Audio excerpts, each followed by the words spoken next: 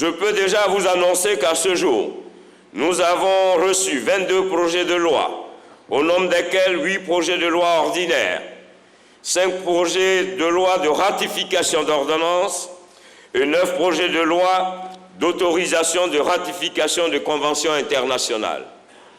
Ces projets de loi ont trait, entre autres, à l'exercice de la médecine et de la pharmacie, à l'état civil, à la fiscalité, à l'activité industrielle, à l'environnement, aux contentieux relatifs au bail, à usage d'habitation et à l'exécution des décisions d'expulsion d'un immeuble. Mes chers collègues, honorables députés, il s'agira pour nous d'examiner, comme à l'accoutumée, tous ces différents textes de loi avec minutie et d'y apporter éventuellement des amendements constructifs pour améliorer leur contenu, tant en commission qu'en plénière.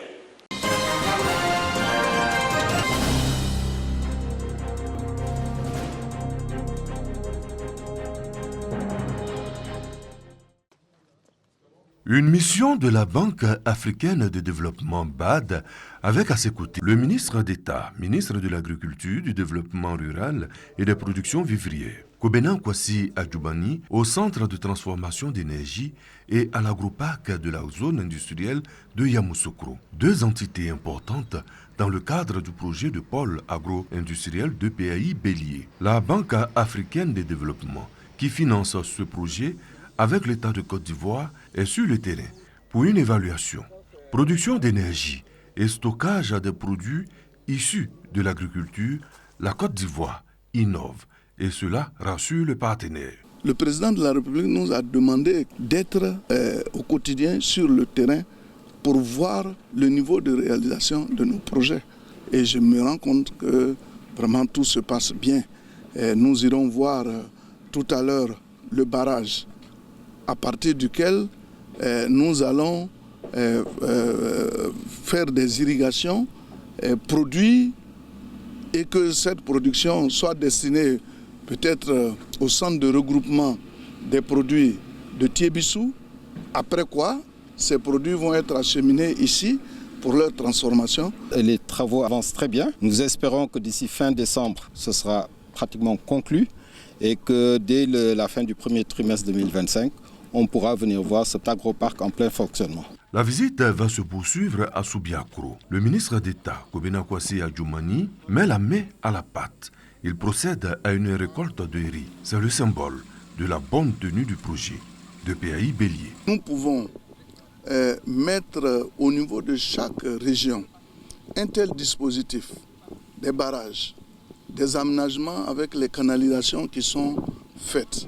Mais il n'y a pas de raison que nous puissions atteindre nos objectifs de souveraineté alimentaire au niveau du riz. Après la rizière, la délégation met le cap sur Toumoudi pour voir d'autres avancées du DPAI Bélier. Des inaugurations d'infrastructures sont prévues, notamment à Thiébissou, au profit du monde paysan. Le DPAI Bélier a démarré en 2018 grâce à un financement de 80 milliards de francs CFA.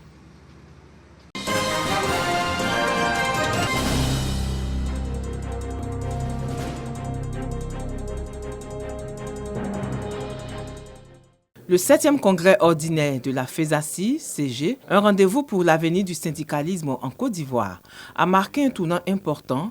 Après 10 ans de crise de leadership, la fédération sort enfin de l'impasse avec l'élection d'un nouveau secrétaire général confédéral et de nouveaux membres pour son bureau exécutif.